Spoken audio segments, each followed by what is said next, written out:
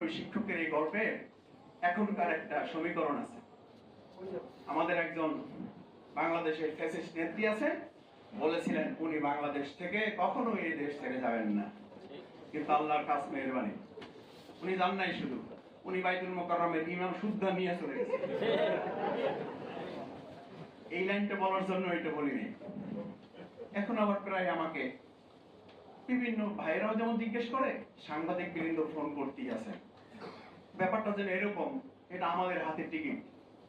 সাংবাদিক ভাইরা যখন জিজ্ঞেস করেন যে আপা কি আসলে আসবে মাসুদ ভাই, আমি বললাম যে ভাই টিকিট কি আমার হাতে? টিকিট উনি যাওয়ার সময় আমাদের অনুমতি নেন নাই, আমার মনে হয় আসার সময় অনুমতি নেবেন না। তবে এইটুকু বলতে পারি, উনি যাবেন বলছিলেন চলে গেছেন, আসবেন বলছিলেন উনি আসবেন, এটা নিশ্চিত। আর যদি আসেনি তাহলে ওনার দায়িত্বে আসবেন না, বাংলাদেশের জনগণ এবং রাষ্ট্র দায়িত্ব নিয়ে আসবে এবং ফাঁসির কাস্টে ঝুলাবার জন্য ওনাকে নিয়ে আসবে। সেরকম একটা শিক্ষা সংস্কার রাষ্ট্র আমাদের গঠন করার জন্যই আজকের এই সেমিনার যদি কিছুটা করতে পারে, আমি বিশ্বাস করি সফল হব, বাংলাদেশ সফল হবে। সবাইকে ধন্যবাদ। আসসালামু আলাইকুম।